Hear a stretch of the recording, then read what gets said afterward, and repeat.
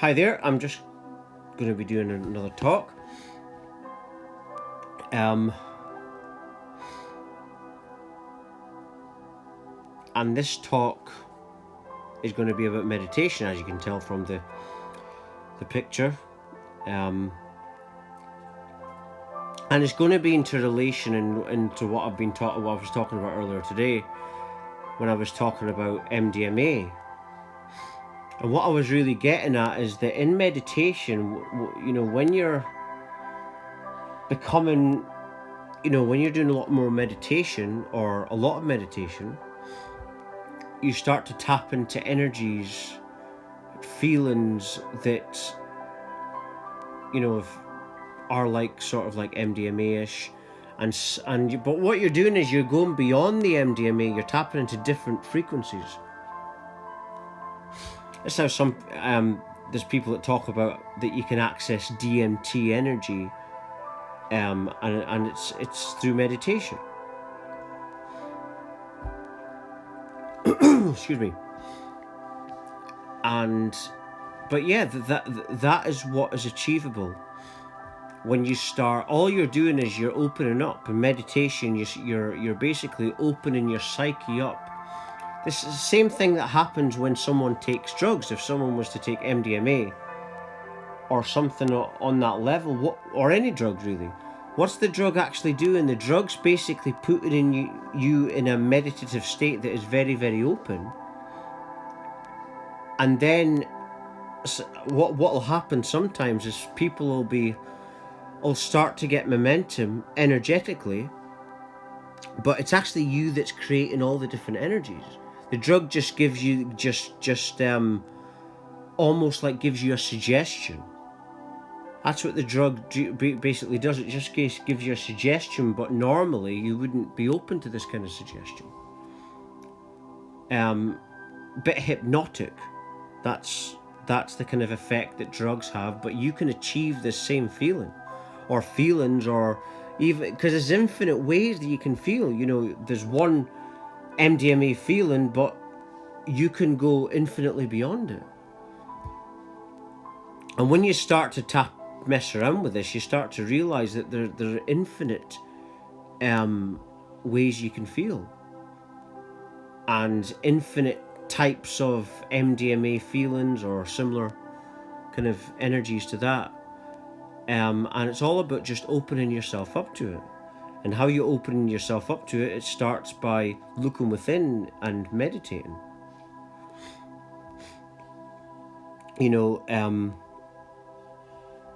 This is why meditation is so important, and because what it can achieve is the same things that drugs gives us, except when you're meditating, you're not taking a chemical, so therefore your body isn't under any threat.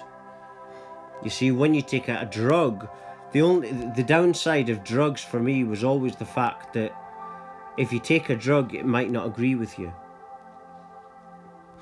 But when you're meditating, you basically can do the same things.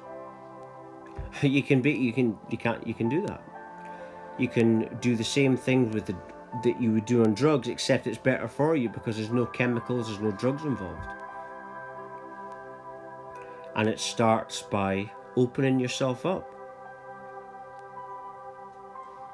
It's all to do with how you see things, and this can put you in a constant meditative state, and this is what opens you up to different types of energies and emotions.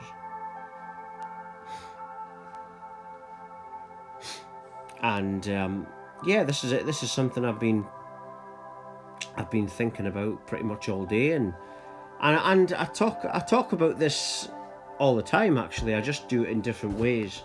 Sometimes I'll do talks and I'll talk about meditation, but what I'm getting at is the fact that through mindfulness and meditation, you can access drug-type emotions. Because the drug all the drug is doing is simulating it. But the negative aspect of it is the fact that if you take something, there's a chance that your body might not agree with that. I've got a lot of experience with this because my body is very sensitive. In general, I'm very sensitive to things, and so with me, there was always a high risk that you might have a bad reaction to something. And pretty much a lot of people are like that. You know, you don't know. I mean, when you take something, you don't really know how it's going to affect your body. You know, the mind might like it, but sometimes the body won't like it. And the solution to getting all the energies you want and infinitely more is meditation.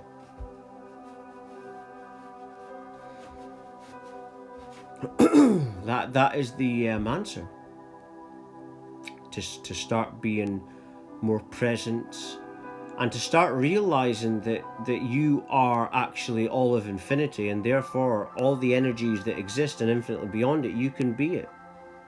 But it's all to do with, like I say, it's all to do with your perceptions. Your perceptual state determines how you feel. You know, and how you are perceptually, that determines your reality and your feelings. So if someone's very closed off and they're not interacting with high vibrational energies, they'll have a closed off experience. But someone who's more open and more meditative will tap into more open energies. So basically, how you are will determine how you feel. That's it. And so if you want to be open to amazing energies that makes you really clear on your life and yourself, you got to be very, very open. A very closed-minded person will not be able to be open to these kind of emotions that everyone likes. So that's how you tap into these kind of things. It's all about being open. You know, when you're open, you're in your heart space, your heart center, and that's when you can heal. That's when you've got the highest potential for healing. It's like they're trying to legalize MDMA just now, because they're saying that MDMA can actually make people be really clear on things, but all they're accessing, all the MDMA is accessing or making someone access is just the heart area. It's just simulating it. You know, it's basically doing the same thing as meditation, except with meditation, like I've been saying, it's a lot more healthier for you, because with a drug, the body can sometimes not react too well to it. I've known this myself. But this is being used, MDMA now, on people with post-traumatic stress. But you don't have to take a drug to do this. That's what I'm getting at. It's all you know. That state that drug is putting you in is basically just mindfulness, which can be achieved through meditation. You know, so that, you know, by being more open-minded, by being more meditative, you can start to tap into these same energies. Except when you're doing meditation instead of the drug, that's a lot better for you, because you don't know what how your body's going to react. And it's a lot healthier all round to be able to do these things without drugs. You know, if you think about it in the bigger scale. And how you do it is you just start to be more present. You start to be more mindfulness. You start to, you know, be meditation instead of having a moment where you meditate. Understand that meditation is a frequency. It's a state of awareness, mindfulness. So to be that all the time, it's all about being present and letting that presence lead the way. And that's why people with post-traumatic stress, when they take the MDMA, it's doing the same thing as that. And it's proven to be a very successful thing. You know, I've just something I've been watching lately on YouTube and keeping up to date with it. But like I say, you don't have to take ecstasy to be that state. All the ecstasy's doing is, it's basically, ecstasy and MDMA and drugs like that simulate mindfulness. You don't have to take a drug to do that. And that state mindfulness is achieved by basically just letting your awareness, your whatever is here, to lead the way. Let stillness, let awareness lead the way in everything. People don't do this because of the ego. You know, the ego always convinces people that there's a better way, but the way for me in this spiritual journey was the awakening, for example, was I just had enough and let this presence lead the way. But that's the same thing that the MDMA does, and that is the quality that is actually healing people with post-traumatic stress. It's basically an environment.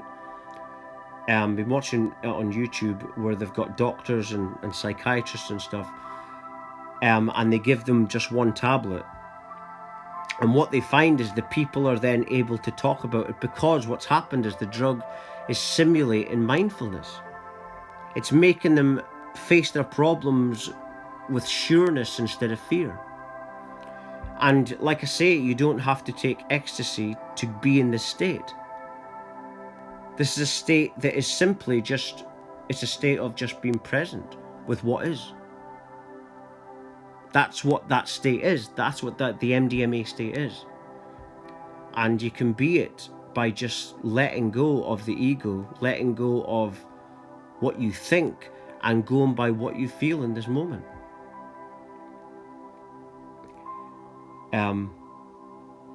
And I just felt, earlier on in my talk as well, I was talking about this, and I'll continue to talk about it. I do talk about it, but I just don't say MDMA all the time or drugs all the time.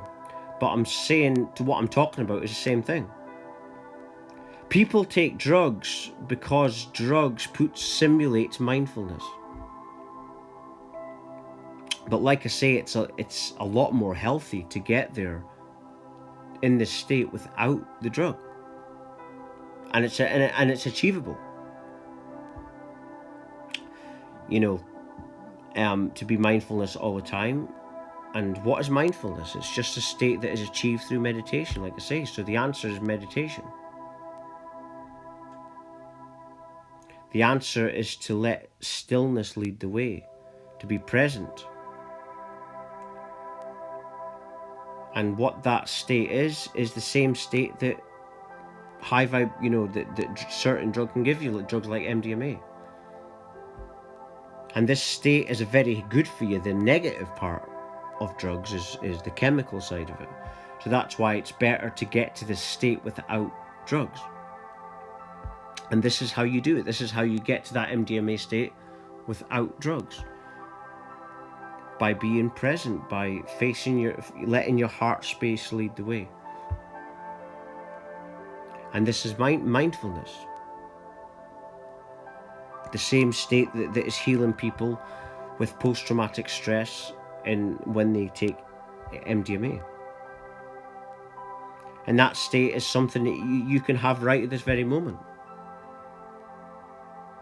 See, we are brainwashed. Before I end this video, I just want to say that we are brainwashed. Our natural state is love, is compassion, is empathy, all the things that a drug like MDMA can give you. We are brainwashed to not be that because the system doesn't want us in this state. Because when we're in this state, we can access higher levels of our own potential. But that would make us powerful beings. The system doesn't want evolvement. It wants suppressed. It wants people that repeat everything that they're told to repeat. It doesn't want intelligent, evolved beings on the planet. But like this picture, what's happening in this picture? You got a person meditating, and you see the magic mushrooms and connecting with different UFOs and stuff, and you can connect with it all by going within and choosing meditation. But I'm just going to leave it there. And if you're watching, you're meant to watch it. Everything falls to divine order and divine timing. Thank you for watching. Thank you.